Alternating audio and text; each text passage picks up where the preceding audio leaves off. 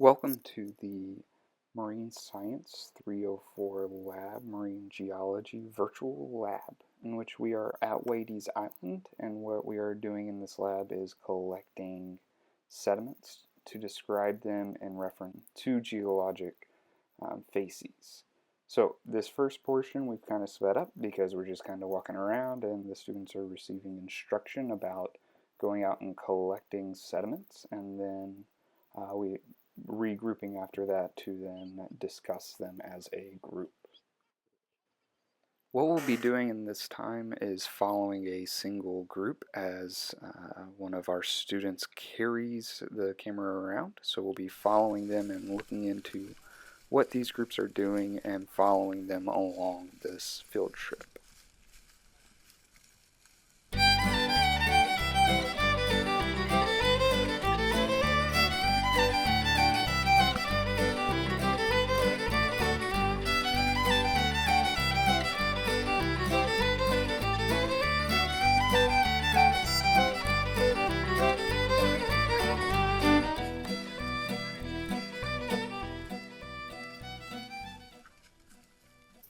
At this time, we are in an upland forest, and if you would like to grab the sediment sample of the upland forest and describe it, we would do so at this time.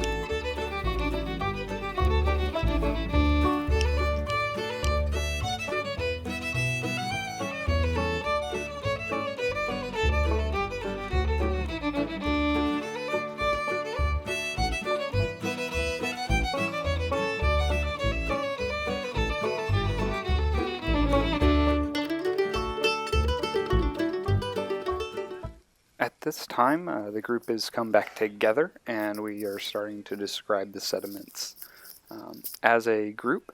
And so I've asked them to, the groups to describe what they have seen and what the sediments are looking like. And for the most part, we are deciding that it is a fine-grained sand, mostly gray to white in color, but also some black specks, which are organics, but not to be misrepresented as peat. Peat is a lot of organics and mostly all organics, whereas what we are seeing is slowly decaying leaf and root material from the surface. But because it is unconsolidated sands, the groundwater, as it flows through the system, actually flushes the organics out of the sediment and into the marsh. The organics in the sample are mostly woody roots and leaf material, along with, we've decided that the fine grained sands are well sorted in this system.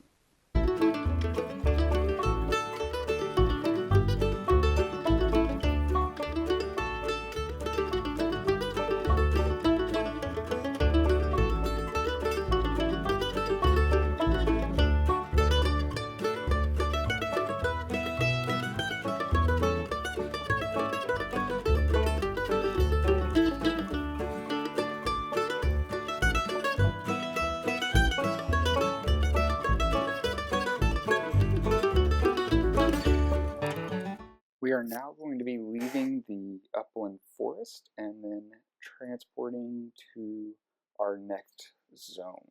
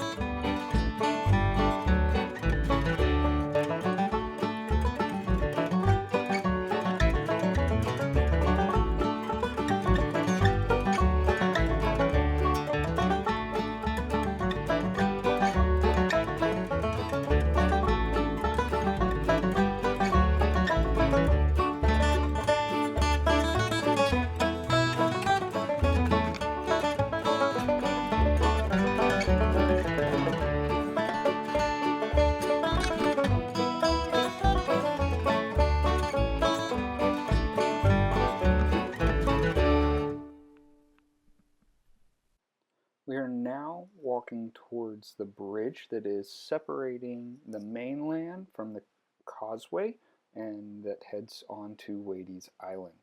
So now we are approaching a tidal creek.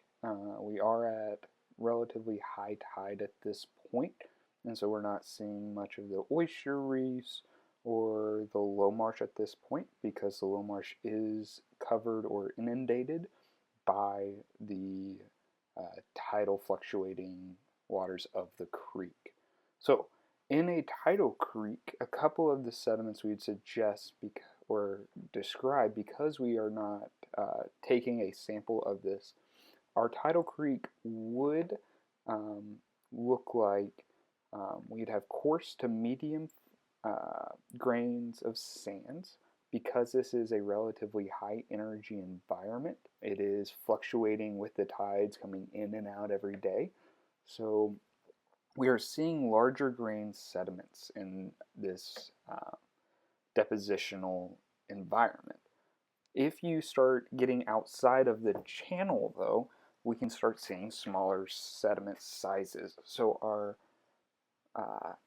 our low marsh is covered in mostly really small grains, so muds, which are silts and clays, along with organic grasses, and so our Spartina alterniflora. And this is because once that water starts rising out of the creek due to the increase or rising of the tide, Now this tidal waters have a lot more area to cover, and so the velocity of the water moving through the system decreases greatly during this point. And so our grain sizes at this point also decrease in size to our much, much smaller grain sizes in the low marsh. Along with very coarse to medium grain sands in the tidal creek, these are poorly sorted sediments, but we also can see oyster reefs. And so if you find oyster shells in a sample of our sediments, we can pretty specifically and with confidence say that that environment, that depositional environment, is a tidal creek because of those oyster reefs. They're typically not found in the marshes, but in the tidal creek themselves, they get exposed during low tide. Now, in the tidal creek, we can also see, similar to how velocity slows, as the water velocity slows in as the tide rises, the same thing happens within the oyster reefs. And so in this area, we also can start collecting very fine-grained sediments. One, because as the water is increasing in elevation, the tide is rising, and so the water is slowing down to cover the low marsh, but also the oyster reefs.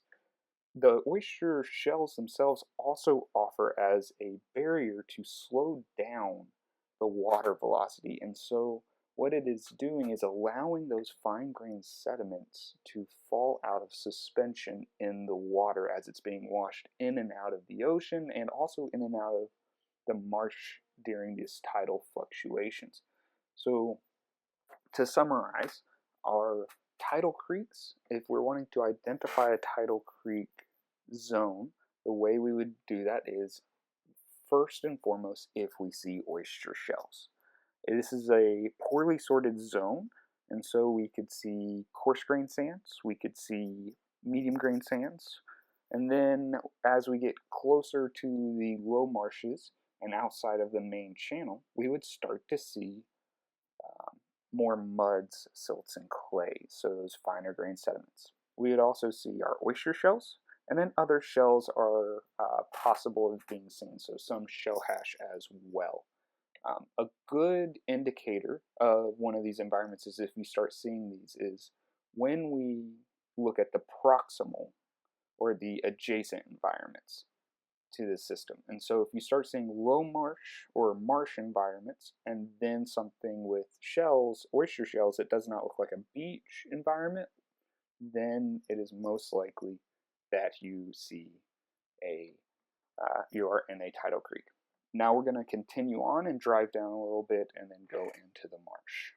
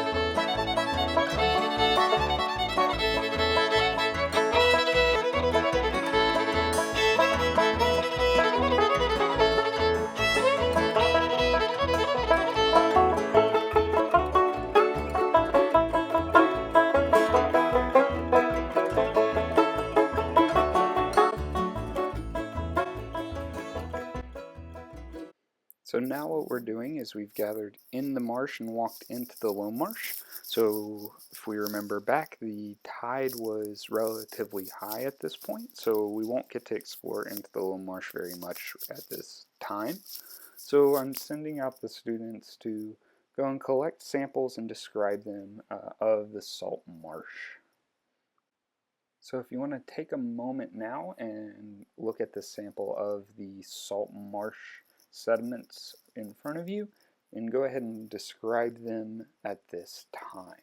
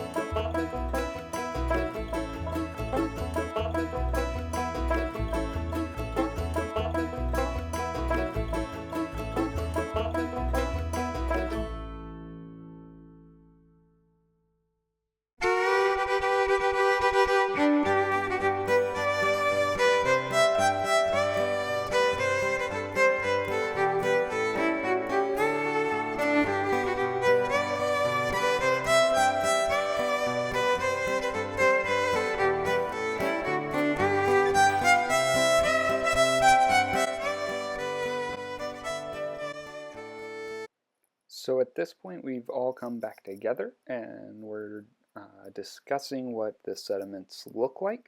And so what we've come to the conclusion is that we see things like the fleshy roots from the Spartina in the grasses. They don't have the same structure as a more advanced woody root would have. And so we would see those. I'm going around and offering up some of the sediments that I have found and collected. They are slightly more low marsh than what a lot of the students have collected, and so it is more of the muddy, silty, clayey sediments with low organics. So our marsh sediments are typically described with our fleshy roots from the Spartina grasses, but also then we can get a large continuum of the sediment sizes. And this is due to where they are located in reference to the tidal creek and the start of the marsh near either the island itself or the mainland. And so marsh mud typically has a pretty distinct smell. It is high in organics and low in oxygen, so those organics do not decompose quickly, and so they impart a sulfuric smell to them. Also, things we see is a very black color, again due to the organics. And when you are in the high marsh, you see a little bit more sands and larger grain sizes, fine grained sands with some silt.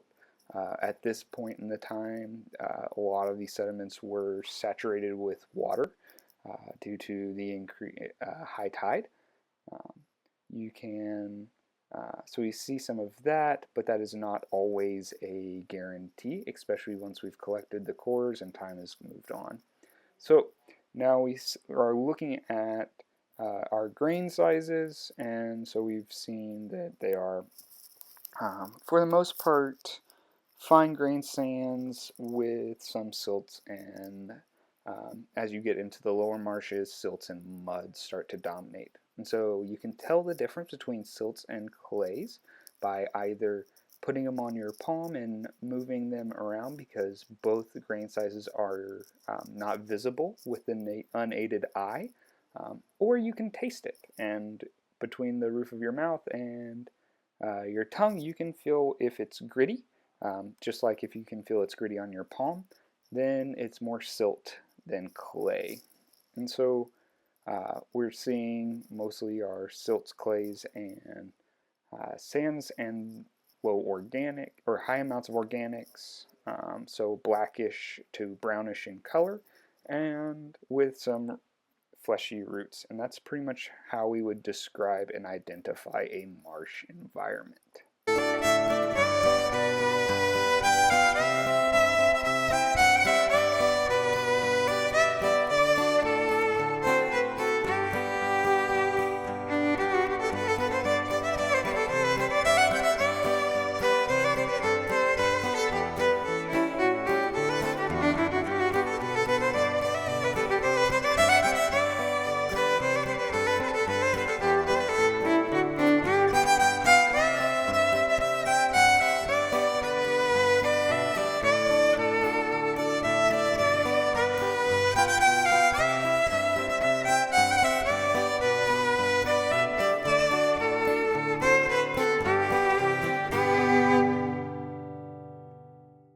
Now after this, we're going to be heading back towards the vans out of the marsh and walking towards the beach and heading off to the dune and beach environments after we get done in the marsh.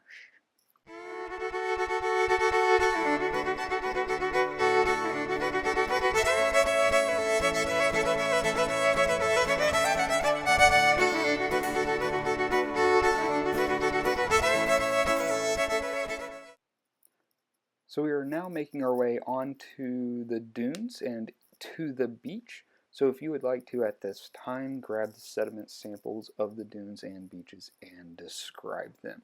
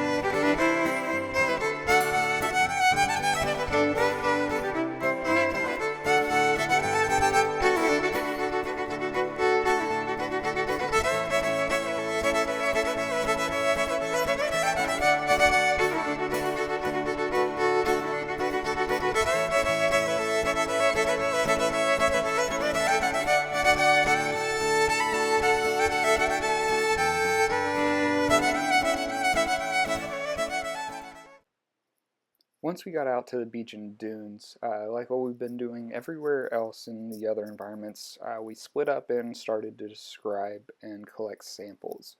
So in our beach environments, we should be expecting to see lots of sands. In the intertidal zones, we should be seeing coarse grain sands and maybe some medium grain sands, along with shell hash. And also in the dunes, a couple of things we should be seeing is some fine grained sands, well sorted, with very low organics, and pretty much just those well sorted fine grained sands.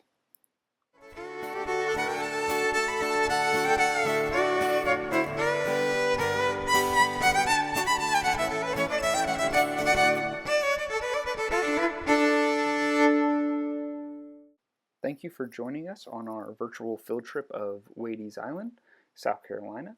If you have any questions about the depositional environments, the sediments, or any other information presented in this field trip, please contact your instructor for further clarification.